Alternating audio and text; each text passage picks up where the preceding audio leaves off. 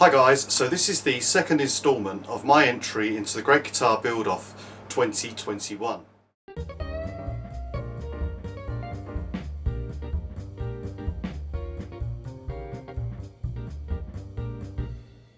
In the last instalment we saw looking at the design concept for the guitar I'm going to build. We talked about being predominantly done on CAD design and CNC machining for the templates. We looked at Inkscape and we created a headstock, a basic headstock, which has been tweaked a little bit. And in this episode we're going to go on to looking at using the CNC to create the guitar templates that will be used to build my guitar. So if we just come over there, we'll go over to the CNC machine and we'll have a little look and see what's going on with that. So here we are at the CNC station, and at the moment we're looking at the computer screen. Now the headstock that was designed in the previous video is now showing up in this program here, which is the easel.com by Inventables. So what you do is you log into easel.com, you upload the design from Inkscape into google.com, and that then brings it onto the screen here. Now what we can see here is the size of the workpiece. So it's 295 by 175. So they're the dimensions of the CNC machine. Once we get into that, we need to look at how we arrange the cutting of the part. So I've got up here that it's MDF. The bit that I'm using is 1/16 of an inch, and if we go one over we can see cut settings. So if I go into the cut settings dialog here, it's on manual. We've got a feed rate of 600 millimeters per minute, and that's the travel of the router carrier. The plunge rate is 228, and this is the amount that it plunges down into the material, the rate at which it will do that, and depth per pass.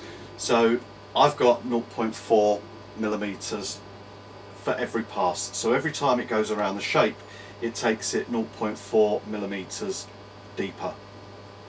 Okay.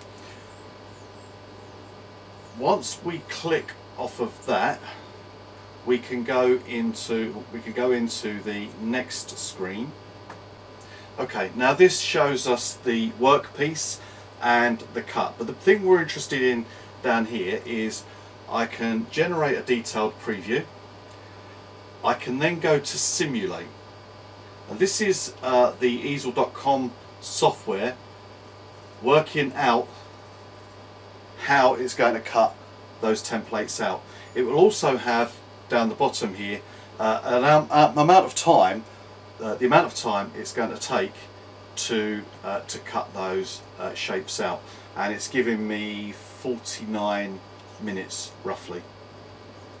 So once we're ready to go with carving, the first thing we've got to do before we get to that point is put the work onto the CNC. Okay, so here we are looking at the CNC bed, and we can see just in the corner here the screen, and if you look closely you can see I've pulled down a panel here, and this is the jog control.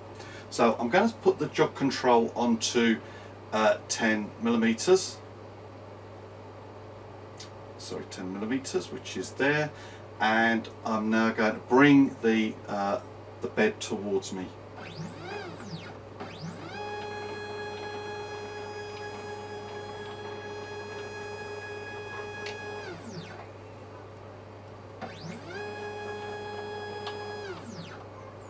Okay, so now I've brought the bed towards me. I can just squidge down the... Okay. So I've got the bed prepared. So this is the spoil layer. So if the router should go too deep, it will go into the spoil board and not into the aluminium underneath. So it just gives you that little bit of wiggle room, if you like, for the the safety. And I'm going to choose the best side. It doesn't really matter because we're well clear of the edges. So then I've put the workpiece down onto the bed.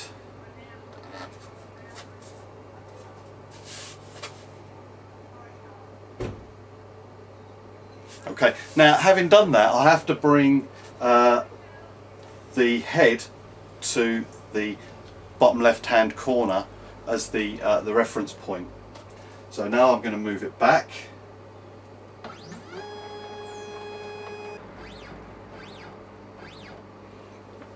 Okay, now we've got plenty of leeway, so I'm not super critical on being in the extreme left bottom because there's plenty of space around the work to give me that little bit of leeway. So now I'm going to bring the router bit down, and this is going down by 1 mil. Okay, I think we're about there. Yeah, so that's I can feel that paper dragging under the bit. So that's now set to the correct height. Okay, so I'm just going to take it up 10 mil, and with my pen. So I'm just really doing this as a quick reference point. Okay, so that's now lined up. That's now lined up perfectly with the reference point.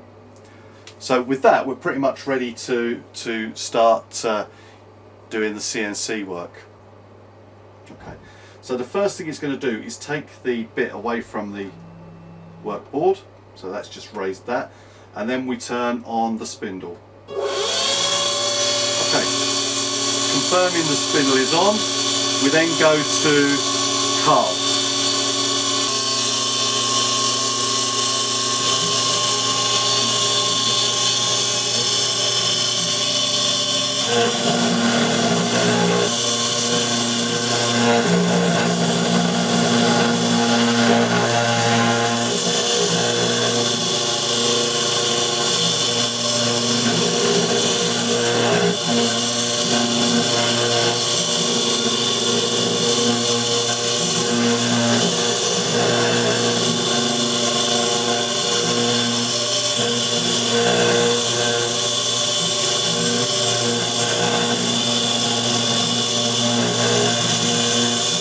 So now we can see the machine following the lines laid out on the easel.com, showing the paths that the router bit is going to take. So currently it is carving out the G in Googie. I keep messing that up. So currently we see the machine carving the G for Googie.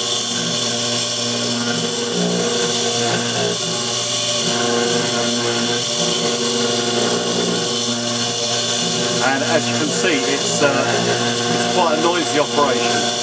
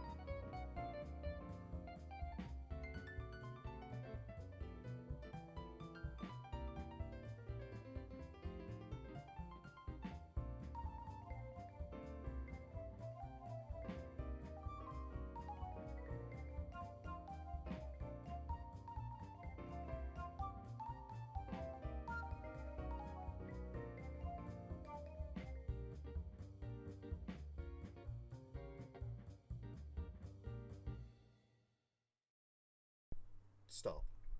So we're moving on to the guitar body now, and I've purchased the wood for that. I've also got the body template all made up. So the body template has been made up on the CNC machine from the drawings I did earlier on the computer. So now I have that. I'm going to glue the body up because it's a two-part poplar body, and I've chosen poplar because this guitar is going to be painted. It hasn't got any flamed maple or anything like that to worry about. So the poplar is a little bit cheaper to purchase. It's a good solid hardwood, and it's great as a surface to be painted on. So I'm going to run this through my planer machine that I've made. To be honest with you, the joints on the wood that I purchased were very, very good, and they probably could have gone quite happily without any extra work and just got glued up and put together. But I've made the machine, so I'm going to use it. That's just the way it is. So I'm going to get on and I'm going to make those edges nice, good 90 degrees, glue it together, and while that's in the process of gluing off, hardening off, I'm going to be going back to the template, and I'm going to finish routing out the pickup holes, so that when it comes to being finally cut out, the template will just lay on, and not only will I be able to cut the body shape out from it, I'll also be able to do the pickup holes as well at the same time. So we'll see how that works out. Who knows, anything can change.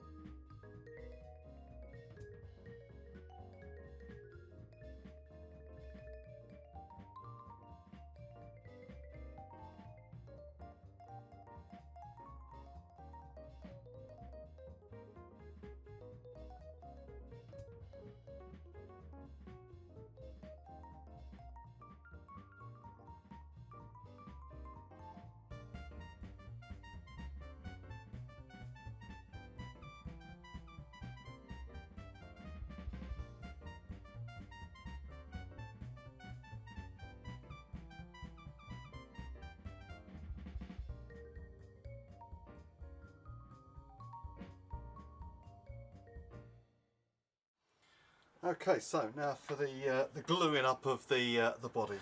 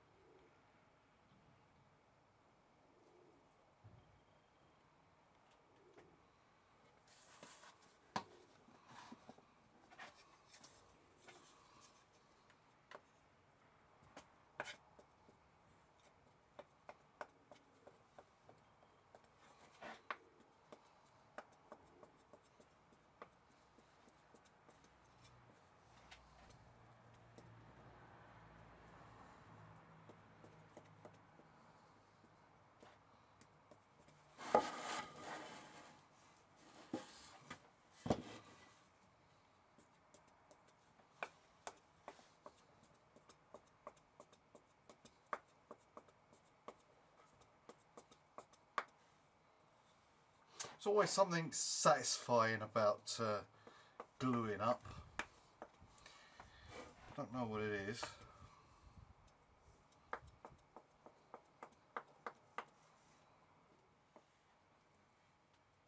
That's lovely. Perfect.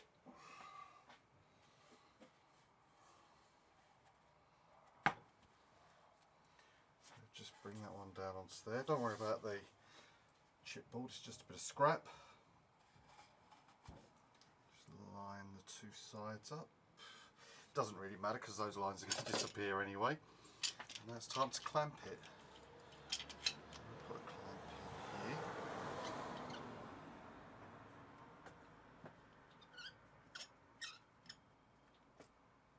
And again, I'm not going to bother with clamping calls for this, because if it does indent the wood at any point, it doesn't matter, because it's not going to be within the confines of the body itself. That's it. And at this point, I'm also being cautious not to over tighten the clamps. So as long as I'm seeing good squeeze out there, I'm reasonably happy.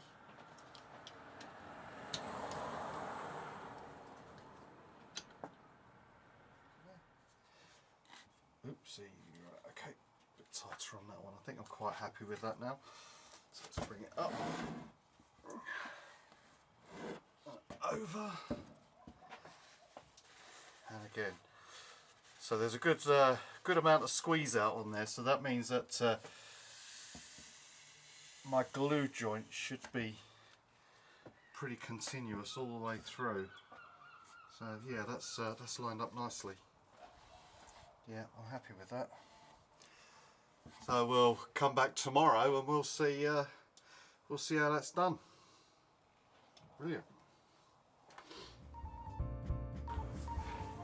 Okay guys, so that concludes the video. I hope you've enjoyed it. It's been full of content, so hopefully you found something interesting in there. I'll look forward to seeing you again in the next video when we progress with the body, making sure it's all shaped, and whatever else I come up with. So in the meantime, take care of yourself. See you soon. Bye.